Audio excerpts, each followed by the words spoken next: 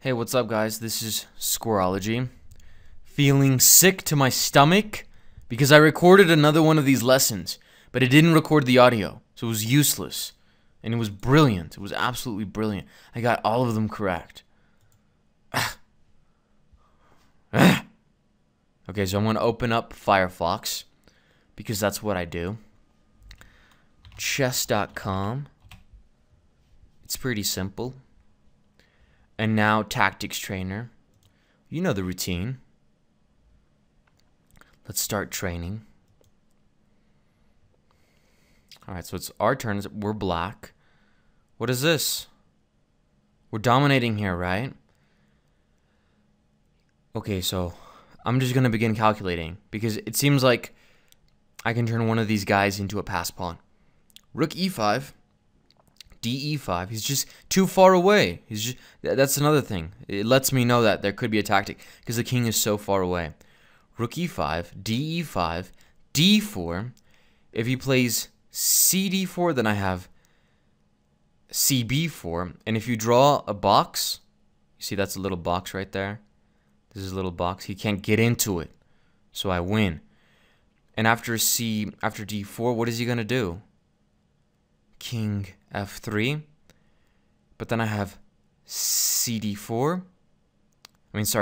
DC3. Then he has King E2, and then CB4. I'm up lots of pawns. So that's it.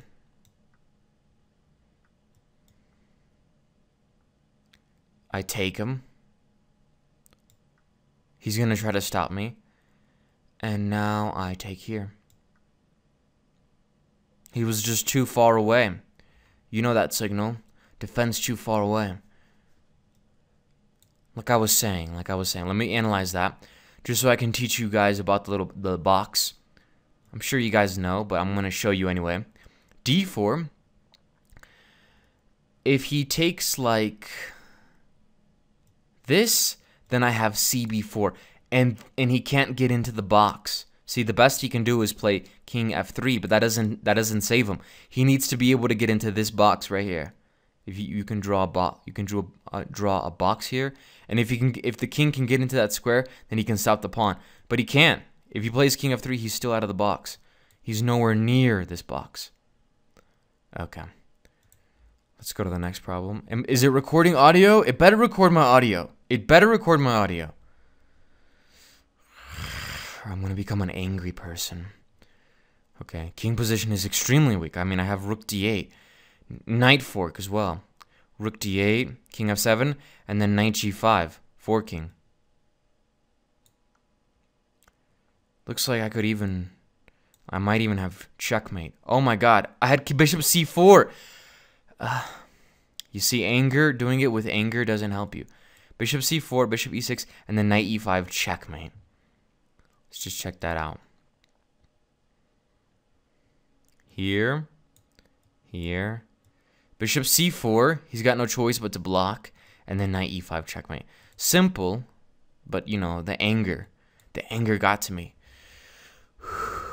Just relax. Breathe. I've already done this one.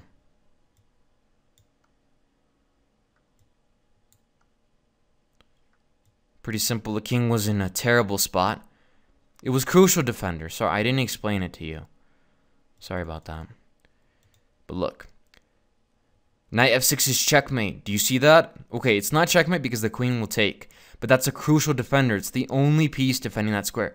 So what I can do is just fork the king and the queen. Queen's unprotected. And then on the next move, play knight f6. Or win his queen.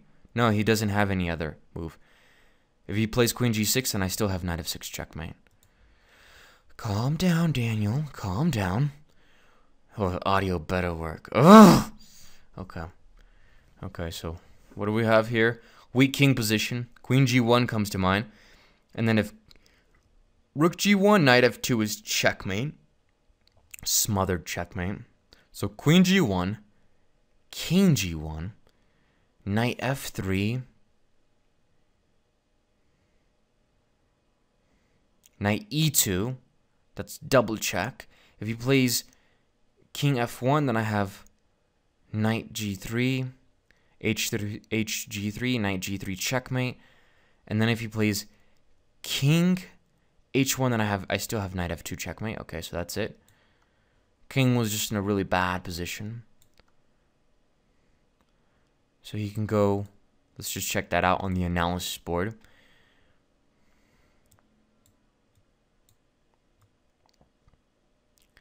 He takes to check. If he goes to f1, then I check him here. He's got no choice but to take. And after knight g3, it's checkmate. And after this, it's I have knight f2 checkmate. Not bad. Still, yeah. Dude, forget about it. Move on. You gotta move on, Daniel. Yeah, it didn't record your audio. So what? So what? Okay, I feel good now. I feel much better. Okay. So let's check this out. What do we have? We have a weak king. We have an alignment here. This is looking really good. Rook f8. Just simple rook f8. He has to play king f8, and then I have checkmate. Good. Let's keep on moving. Fork. We have fork here. Alignment. We got a weak king position. Okay, so queen f6, king f6, knight d7, king e6, knight b6, rook b6. We have a fork, but we're still down the exchange. Yeah, we're still down the exchange. So that doesn't quite work. That doesn't, yeah, that's not enough. But I still want to fork. Ooh, we have like, okay, so knight d7 is an idea. That's what I want. That's what I want to do, but can I do it? Ooh, weak king position as well. Very weak king position. Look, queen f6, king f6, rook f1 check. He only has one move. King e7, and then bishop g5 is checkmate. His king position was just too weak. There we go. Next one. Certainly we have a checkmate here. I mean, the king position is just too weak. Not only that, but we're all around him. I mean, we're like swarming. It's like a what do you call that? A nest, a hornet's nest. It's like sticking your head in a hornet's nest. That's what the king is doing. Okay, just forget that. Lame, I know. Rook h8, knight h8, queen h7, king h7, rook h5, double check, king g8, bishop h7 is checkmate. Simple because, you know, the king is just in such huge danger. It's pretty easy to see that. Just like a typical pattern. Typical patterns there. Let's keep moving along. I'm feeling better. Weak king position. Fork.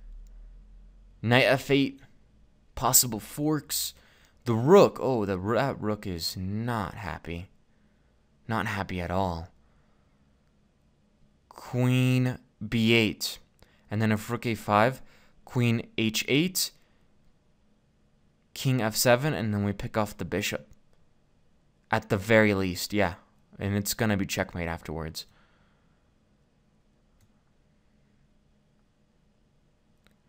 Wow, just giving up the rook. Do we take it? Do we have anything? Let's just take it. Decent. It was an unprotected piece, and he had a weak king position. So 1 + 1 = 2.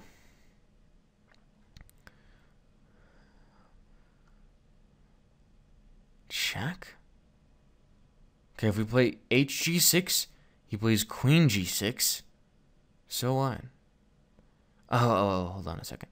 So hg6, queen g6, king h8, and then queen h5 check.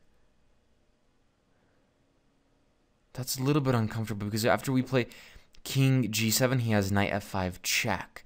And then if we have king g8, then he's just gonna perpetually check us. So no, I don't wanna lose. I don't wanna draw this position. I'm totally winning. King h8 comes to mind. What happens after king h8? Well, I'm attacking his rook. So he'll play something like rook g4 to stay on the defense of the g3 knight. And then what do I have there? Do I have anything? Bishop d4? No, then he just takes. No. So you know what I'm going to do is I'm going to just take it. Move over, and when he checks me on h5, I'll block with my queen. But then he plays bishop f7. And that's the only piece defending. Okay, wow. So what do we have? Weak king position, but it's my king that's under fire. hg6. Yeah, I don't know what I have there. hg6, queen g6, king h8, queen h5, knight h6. Winning. He's got nothing. He's got nothing.